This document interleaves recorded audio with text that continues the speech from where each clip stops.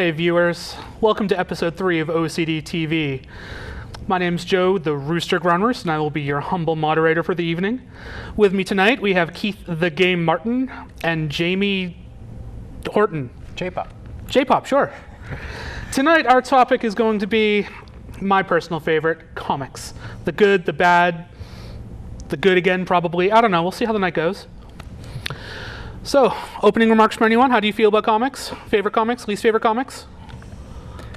Growing up, I didn't really read a lot of like superhero comics and stuff like that. I was into, growing up into Transformers and G.I. Joe and stuff like that. So they had comic books, so I read those from Marvel. Some Star Wars comics. I heard that was popular. Yeah, they're pretty decent. I mean, now and again I'd read, some superhero stuff like X-Men or like Wolverine in particular, when he got his own comic. Right. That kind of thing. Jamie? Yes. Comic books. Sorry, I'm usually behind the cameras. Yeah, comic books. I've read a few. Yeah, I dipped into the, reading some Marvel and DC growing up. Read some of the Image comics when those came out. Read some manga, not manga, manga. Manga. And some of the independent titles too. Yeah, I was a big fan of Teenage Mutant Ninja Turtles, Usagi Yojimbo, back in the late '80s. So that was early '90s. That was good stuff. I actually just spent this afternoon reading the newest Teenage Mutant Ninja Turtles. The reboot, yeah. Yeah, the reboot. They have the first trade paperback out. Oh, cool. New Origin. But enough about my afternoon. That was your whole afternoon. That was pretty much my entire afternoon after work. Got to be at the studio tonight, and might as well go read some comics. There you go. Get ready for the show. Show prep. Yeah, sure. Let's call it that.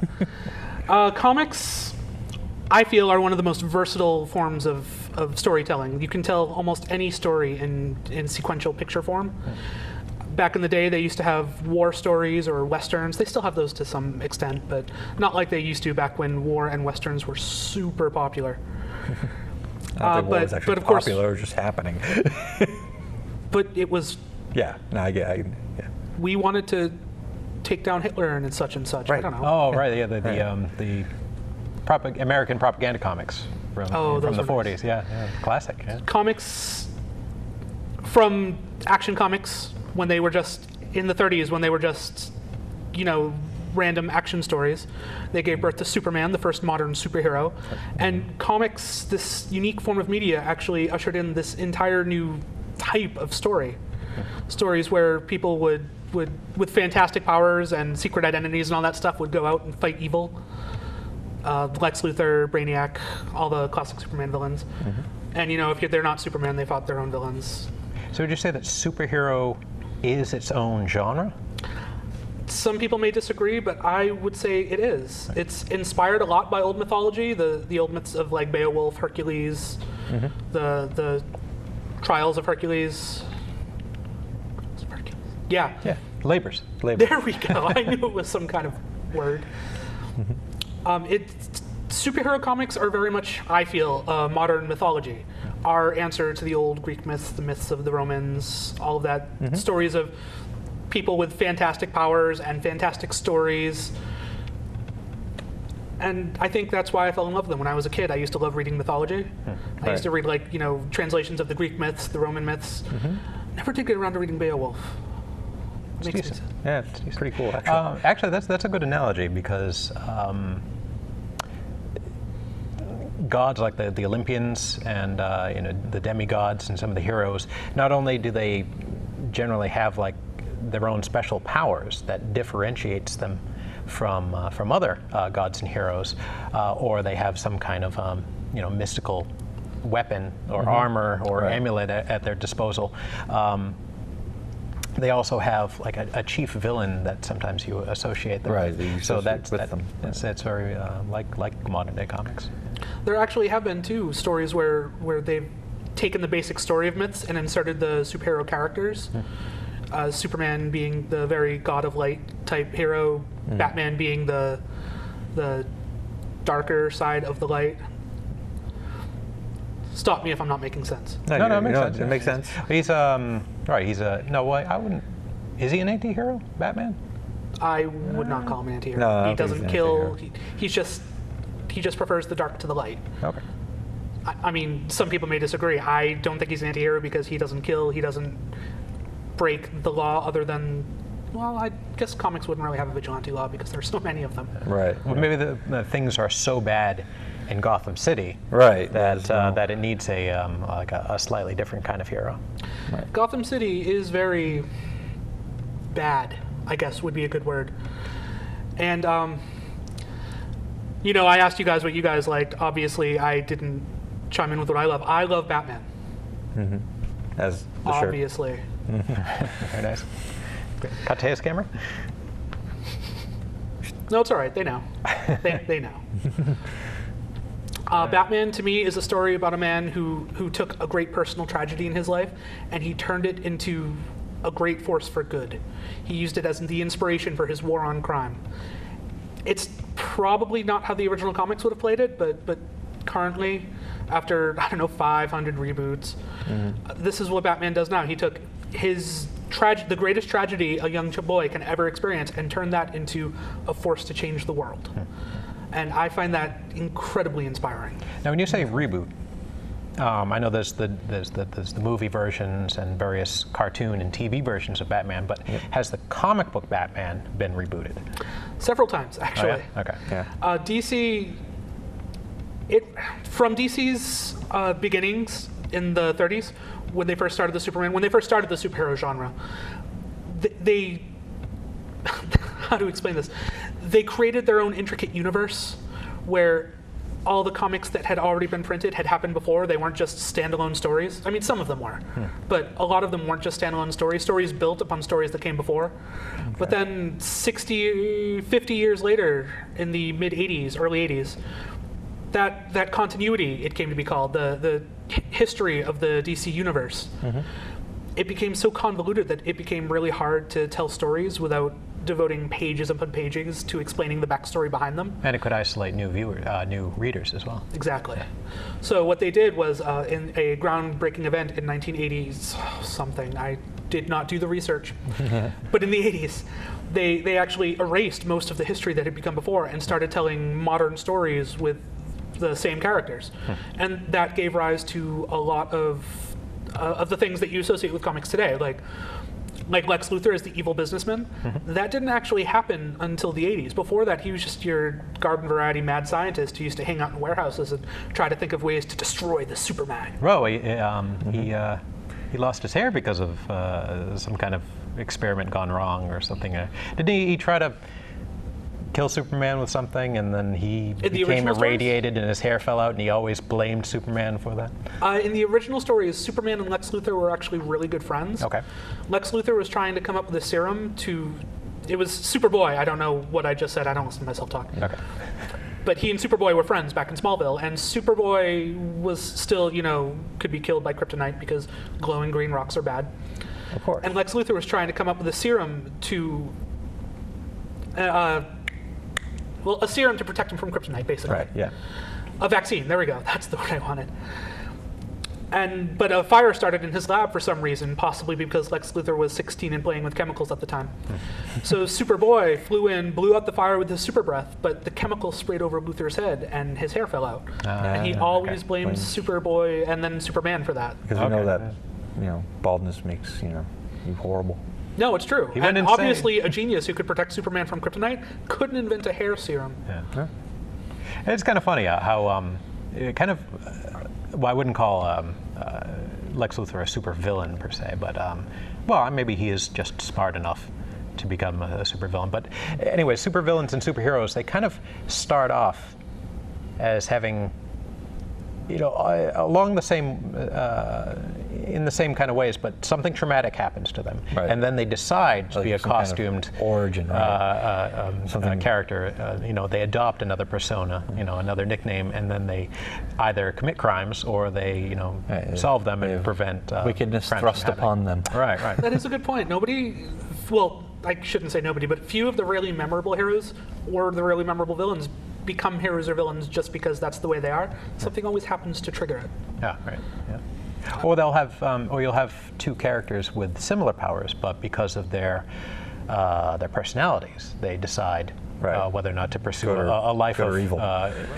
Heroics or villainy. For example, Sabretooth and Wolverine both have similar powers, but Sabretooth embraces them, whereas Wolverine kind of keeps them in check. Has a little bit more self-control. So that's why one is considered an X-Men and one is considered an evil mutant. An evil mutant. Comics do tend to really gravitate towards that concept of duality. Superheroes with secret identities or with dark opposites. I mean, Batman and the Joker, classic example. You have the serious costumed crime fighter and the clown who commits crimes. Right. Well, 'cause I think people in general are kind of uncomfortable with moral ambiguity. They want good and evil. For the most part, right. But I would something like a comic like Watchmen, for example, kind of flips on its side, where you have a hero turn into a villain from a certain point of view. Right. But what he thinks he's doing is heroic. Ozymandias. Well, that wasn't a spoiler alert, first of all. If you haven't read, if you've lasted this far into the show, you've probably Watchmen yet. Yes. Shame on you if you haven't read Watchmen yet. Steve hasn't read Watchmen. Oh, he saw the movie. He hasn't read it, and he didn't show up tonight. Interesting. Yes. Yes.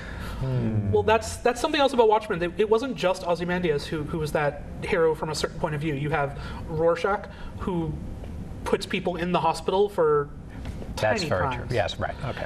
You have the comedian, who is a hero, but again will kill people with impunity if his masters in the U.S. government tell him to. He's basically a government-funded terrorist. Right. You have Dr. Manhattan, who I believe his presence extended the Cold War quite a bit because the Russians were afraid of Americans having a bona fide superhero on their side. Right. And the idea behind him, I guess the idea behind Dr. Manhattan is if you have a mortal that's imbued with immortality, essentially, how can you guarantee that he will keep his humanity? Will he still look at good and evil the same way that people that live normal lives will? Right. Or will he feel above it? Right. Yeah. Exactly. Which is something I love about comics. Something else I love about comics, they can explore these. I mean, you have your basic, Superman beats up a villain stories, but you can also explore these deep philosophical, existential issues in a way that really no other medium can. I don't know how it works with comics. I don't know if it's the art, I don't know if it's the text, or some combination of the two. Well, I know it's some combination of the two, but like some of my favorite writers will really explore, like Grant Morrison. He's probably my favorite comic book writer right now, until I read someone who changes my mind. I don't know, it's been known to happen. But his stories will come just this side of, I don't want to say the absurd, because they're not absurd, they're... Surreal? Surreal is a good word, yeah. He explores these concepts that you don't think about. Like, in one of his earlier Justice League stories, he had the Justice League split off from their identities, so like Clark Kent and Superman were different people, and he explored how the duality worked, how Clark Kent keeps Superman grounded, keeps him from thinking of himself as a god, and with Batman and Bruce Wayne, how Batman was how Bruce Wayne coped with the trauma of seeing his parents gunned down before him. Right. There are so few other mediums where you can explore stories like that. So did they take that as a storytelling cue when they created the otherwise crappy Superman 3 movie? Whereas the Superman, the Superman in the costume, it represented the prideful that split thing. I thought people liked Superman 3. Well, maybe not the Richard Pryor parts. I mean, people hate Superman 4. The bad Brainiac version. No, but Superman 4 is just that's. I mean, really, they did awful. this with 3 out of the 4 Superman movies. You have Superman 2 with Zod, Ursa, and Nan as the evil Supermen who were from Krypton. Sure. You have Superman 3. I was just on the other night. I watched it. It was awesome. Yeah. The Superman 1 and Superman 2 is still they still hold up, I think. Something about that line "kneel before Zod." That's right. My favorite's when he makes the president kneel, and then the president goes, "Dear God," and he goes, "No, Zod." I thought that was fun. Yeah, good stuff. And then there was Superman 3 with the evil Superman created from nicotine. Yeah. Don't smoke, kids. That's what we were talking Was about. that, didn't they put some kind of kryptonite into that? And there is a kind of kryptonite that makes Superman go crazy. Maybe they were going for that. They could have been, yeah, but they were trying to create synthetic kryptonite, Yeah. and replacing the stuff they didn't know was the stuff in cigarettes, okay. because clearly cigarettes are just that bad for you kids. They're evil. Right, that's the They will turn you thinly evil. guised anti-smoking campaign. That's right. And then there was the even more thinly guised anti-nuclear weapons and message in the Nuclear fourth Man. movie. Right, yeah. When you have Superman actually physically picking up nuclear missiles and hurling them to the sun, All of the nuclear missiles. then I swear I was the only guy who liked Nuclear Man. I don't know why. yeah.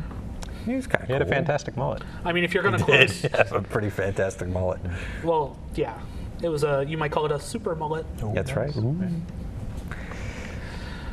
Well, that does give us our seg into superhero movies. Now that we've already been talking about them for 3 minutes. Right.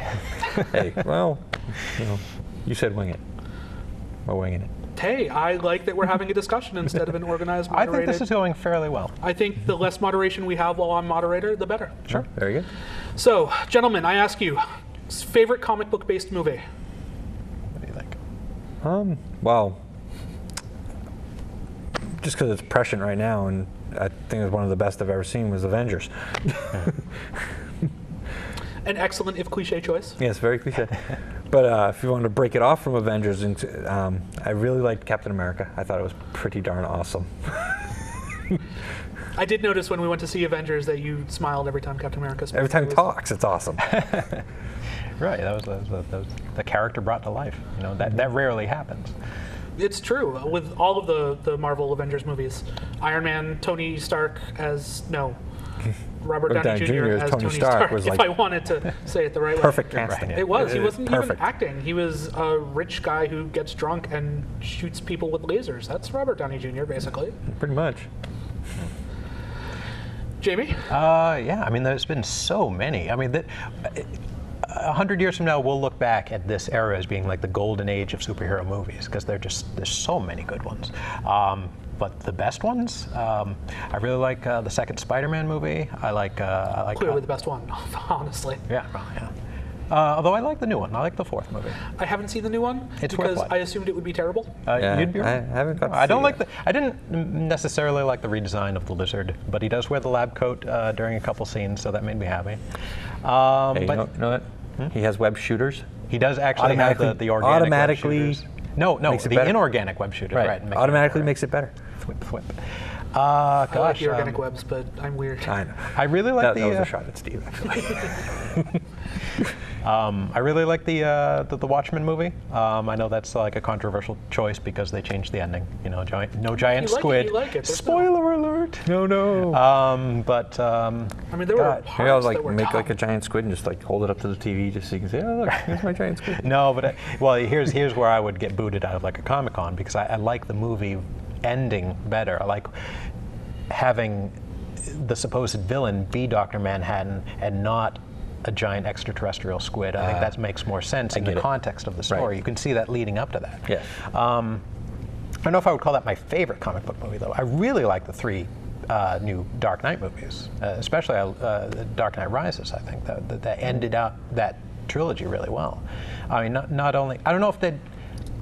Although this brings up a good point when you were talking about what are your favorite comic book movies. I wouldn't say it's the best translation, of the comic book character of Batman, but they are good movies in themselves. Right. Likewise, the Dawn or Superman movies aren't. They're kind of overly campy and Right. at times. Well, they're fun. campy because the Donner Superman movies were based on before the reboot that we spoke about before.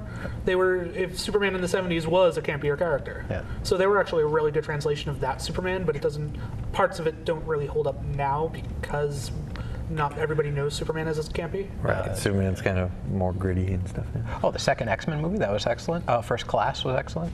I don't know if I didn't can see pick that. It one. seemed to They're all good. And all the Avengers movies. Avengers, actually, I have to say, Avengers captures more than any of those other films the over-the-top, campy superhero action.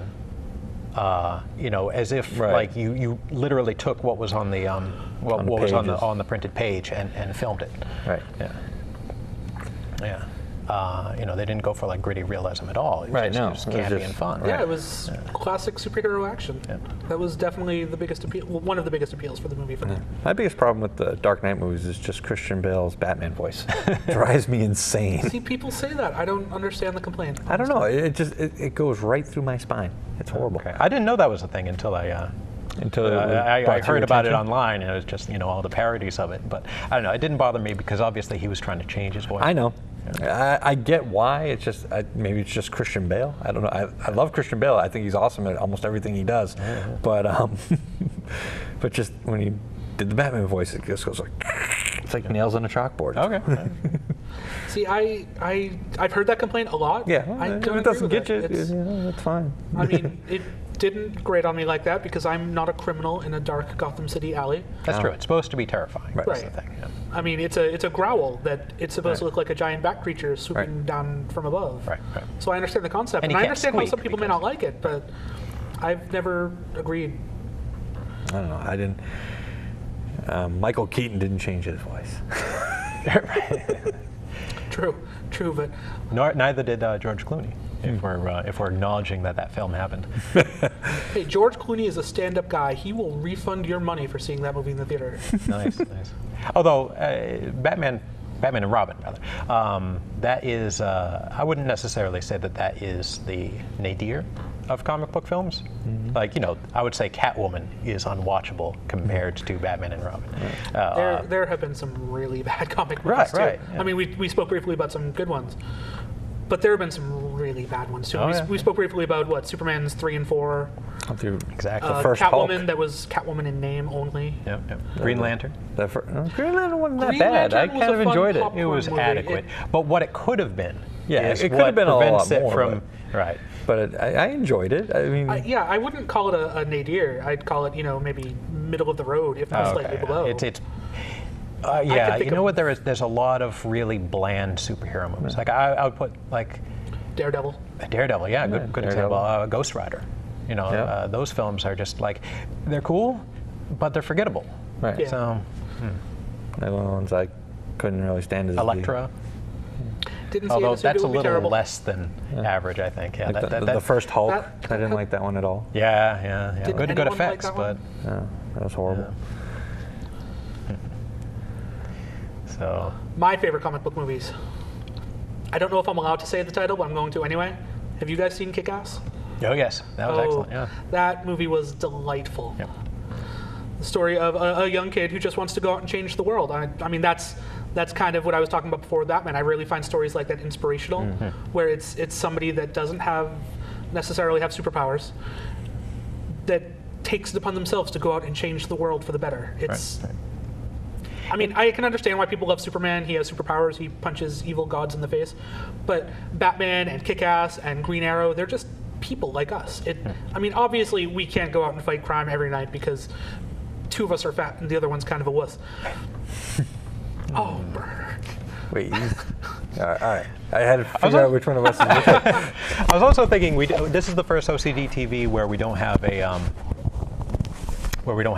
female panelist. So I was Right. trying to think of like who is the equivalent, who is the most effeminate of the the crew on here. And I think You would think of that. That would be a battle between Joe and I think. Yeah. No, there's no battle. Oh, okay. Wait. Is there any Who are you way you want deciding? this? You, Mr. Brony. Anyways. Anyway, But yeah, Back to Kick-Ass. comics. That was fine. I don't know if I would call it a superhero film, but yeah, it does costumed hero or had a- mystery men. it had a dude with a jetpack that had machine guns mounted to it. I'd call that a super. Well, that's true. You know what that is with that film? It does start off as being like, what if Hancock. someone actually? Well, yeah, but no, with Wait, are we with talking about Kick-Ass. good or bad? Because that was pretty bad. I was Yeah, just, that was I was just entertaining. throwing it out on the table. And that didn't have a comic book. I'm assuming that it was based on, so Yeah, you no. can't say it's a good or a poor translation. It's just Right, a good movie. it's just a movie. I'm assuming. No. It wasn't very good. I enjoyed it. It was good when it started, when it was just a story about a drunken superhero Right. that they were teaching to be Superman. Yeah. But then once they started with all the serious, grim, dark, deep and gritty, This wife is your counterpart. And if you haven't seen Hancock, I am very jealous of you. First person I've met that's hated Hancock. That's interesting. I don't hate Hancock. I mean, it's still a movie starring Will Smith, so obviously it's going to be fun to watch with Right. you know, Got a his bowl of charisma, popcorn right? Because and- Will Smith is and an pretty ice pick cool. to lobotomize yourself with after. But Scrape it from your mind. I mean, if we're going to start talking about movies that just star superheroes that aren't necessarily comic book, Yeah. have you seen My Super Ex-Girlfriend? No. Oh yes, actually I have. That's pretty that funny. movie was hilarious. Yeah, so I was like, it took me a minute. I was like, oh yeah, it's Uma Thurman, right? Yes, Uma Thurman and a bunch Yeah. of that dude that I forget the name of because I Yeah. don't care. Yes. Oh, that's gonna kill me all day. It was this great story of this guy who dates a superheroine, finds out who she is, but then he breaks up with her for some reason. I don't remember because that wasn't the point of the movie. Okay. And she just goes, she was your typical psycho girlfriend, Yeah, psycho she ex-girlfriend. goes all bunny boiler. It's horrible. Like she threw a shark into his bed, Okay, yeah, I saw that from the trailer. stuff like that. Yeah, The Incredibles from Disney. Yeah, right. did love The Incredibles, heavily Fantastic Four inspired, but in a And great Watchmen way, I'm not- inspired too. I think that stole a lot of thunder from the Watchmen movie because it was like, okay, well, now this is exploring a theatrical version of like a comic book. If you know, I know it wasn't a comic book before that, but it did explore like superheroes going through midlife crisis Right. before the Watchmen movie came out. Right. So there was some There- comparisons to Incredibles when Watchmen came out. It's like no, one inspired the other, not. Right. It helped that they were pitched towards two different audiences. Yeah. I mean, the Disney Pixar crowd is probably not exactly the same as the we've Watchmen been reading crowd. Alan Moore since the 80s crowd. True. Alan Moore wrote Watchmen. If you didn't know. I don't know. I didn't know either. I doubt he's seen the movie. The Incredibles? No, I'm pretty sure he loved The Incredibles. Right, exactly. I think he refused to see Watchmen. You're right. Alan Moore's kind of a... You don't see his name on Am I allowed to anything say since. douche on public access? I just could did. probably just take it out. Am I allowed to? You just did. Well, why don't you while you have? How about elitist snob? We can do that. Elitist snob, that works. But, you know, we could have just said British. British. While we're talking about superheroes, or rather comic book movies that aren't necessarily based on superheroes, what about Scott Pilgrim versus the World? I thought that was like a fairly good translation of the comic, and a good. You're only bringing this up superhero- because you know I haven't seen it, aren't you? Oh, really? You haven't? Yeah. I haven't seen it either. Oh, yeah, Did- well, But I know of Remember it. how you kept offering to let me borrow it? I kept saying no, I don't care. yeah, I know. I mean, I've read Scott Pilgrim versus the World. It was Canadian. Yeah. No, I think they condense the story very well in the movie version. So. All right, it looks like we're coming up on the end of our time here. So why don't we just end with, gentlemen, favorite superhero? One favorite superhero. Oh, Mine, obviously, Batman. Yeah, now I want to come up with a different one than Batman. You could still say Batman. I mean, that just vindicates me, actually. I'm going to go with Batman then. I'm just You're gonna sorry go with to be Batman? unoriginal, but you know, just well, since I probably can't take Optimus Prime, I will. I'm gonna go with Wolverine. there you go. 'Cause he's That's pretty close to Batman. So, pretty, snicked. pretty. Yeah, BA. all right, thank you for joining us with our diamond table discussion of comic books and everything comic books entail. This has been OCDTV. Thank you for watching, and we'll see you next time.